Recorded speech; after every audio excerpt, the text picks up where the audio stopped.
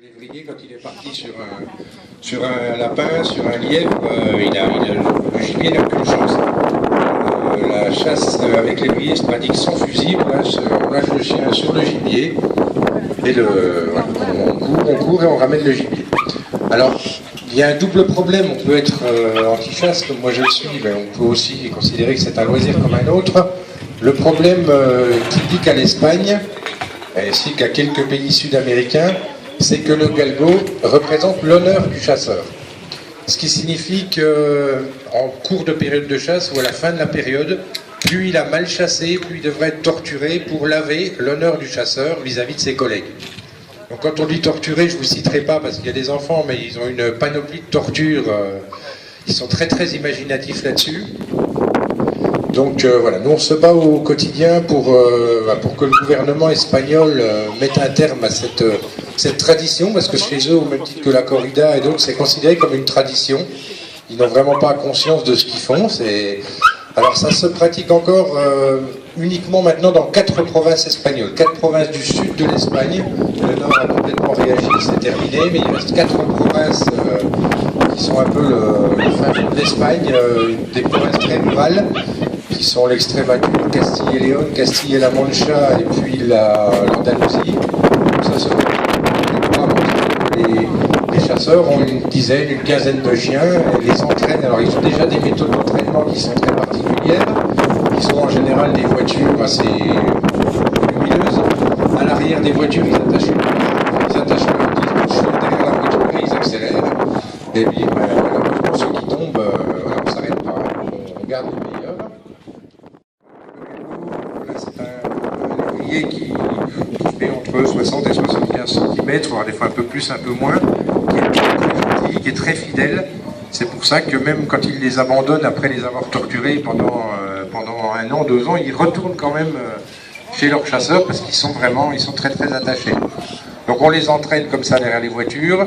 Juste avant la période de chasse, on les affame pour qu'ils soient encore plus performants. Et puis, une fois la période terminée, les plus chanceux, on va dire, sont abandonnés dans les rues, et les autres subissent torture sur torture, parce qu'on estime, chez ce qu'on appelle les galgueros, chez les chasseurs avec galgo, on estime que le lévrier ne vaut pas le prix d'une balle. Donc on ne va pas tuer le chien, on va le faire souffrir, voilà. Nos galgos, ma foi, on fait tout ce qu'on peut pour eux, on en sauve, on en met à l'abri autant qu'on peut, mais il faut être conscient que tant qu'il n'y aura pas une loi qui sera votée en Espagne, tant qu'il n'y aura pas une loi votée et appliquée, on n'en verra pas le bout.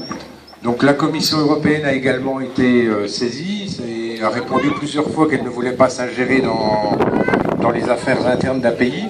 Il y aurait plus d'intérêt financier, je pense qu'ils y seraient déjà allés. Il y a une députée européenne qui a essayé de faire signer une motion, il fallait 330 signatures pour qu'elle soit discutée au Parlement. Il y en a eu 244, parce qu'il y a des pays qui ne vont jamais au Parlement, qui ne signent rien du tout. Donc là encore, ça a été un coup d'épée dans l'eau.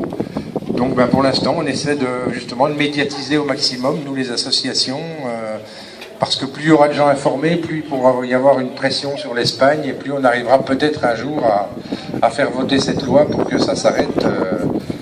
Voilà. Donc en Espagne aussi, il y a énormément de bénévoles qui font un travail remarquable, un peu comme les bénévoles en France, qui les sauvent, qui les soignent, qui les resociabilisent, qui interviennent dès maintenant dans les écoles, déjà avec les galgos, pour sensibiliser les enfants dès le plus jeune âge.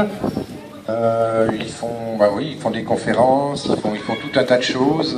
Ils essaient de sensibiliser également les chasseurs. Il y a un tout petit frémissement, on va dire, dans la mesure où il y a un tout petit peu plus d'abandon pur et simple et un petit peu moins de torture. Ils ne savent pas pourquoi ils les abandonnent, mais à force de leur rabâcher, ils le font. Parce qu'il faut savoir que ces chasseurs, ces galgueros, pour la plupart, n'ont absolument pas...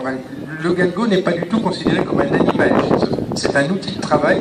Donc, vous pouvez avoir des galgueros, et moi j'en ai vu, qui vont martyriser leur chien pendant des années, mais qui à côté de ça ont un caniche ou un Yorkshire sur le canapé qui est le roi de la maison. Parce que pour eux, le galgo n'est pas du tout un animal de compagnie. Il n'est pas considéré comme ça d'ailleurs par les lois espagnoles. Il est considéré comme un outil de travail, donc on peut en faire ce qu'on en veut une fois qu'on n'en a plus besoin.